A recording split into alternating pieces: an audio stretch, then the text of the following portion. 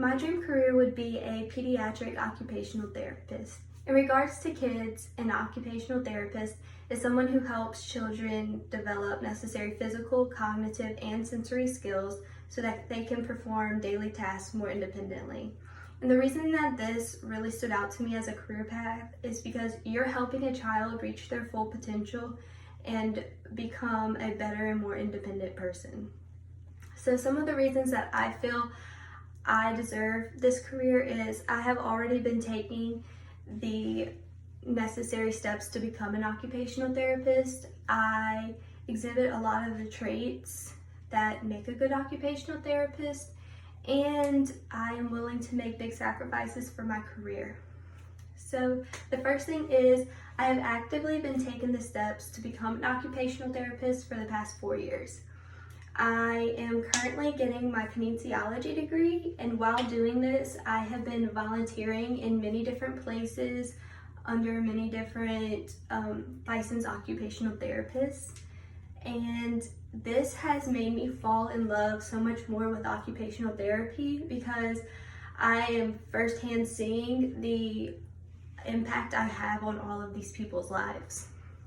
So after I get my kinesiology degree, I will have all of the prerequisites to start occupational therapy school, and I plan on doing that the semester after I graduate.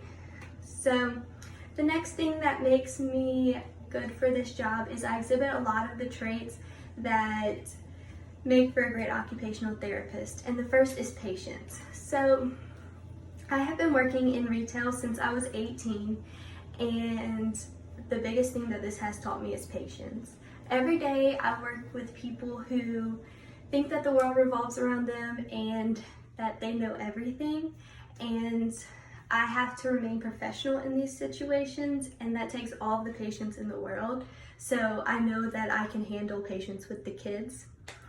The next thing is optimism. So I always look at the positive in every situation and believe that you can make every situation better. And this is very important because these kids are going through probably the hardest thing in their life, and you have to be there to encourage them to keep going and to get better. And the last thing, and arguably the most important, is creativity. And this is important in occupational therapy because one thing doesn't work for every single kid, so you really have to create a unique plan for each child, and if you can't do that, then you aren't going to be an effective occupational therapist. And the way that I do this in the job that I'm at right now is I find little ways to make my job easier. And one thing that I do is whenever we're hanging up stuff like jewelry, little pieces fall on the ground of paper, and one day I was like, this is taking too long. So I went and just grabbed the lint roller and lint rolled the floor, and it picked it all up in 2 seconds, and it was amazing. So creative. And the last thing is I am willing to make big sacrifices.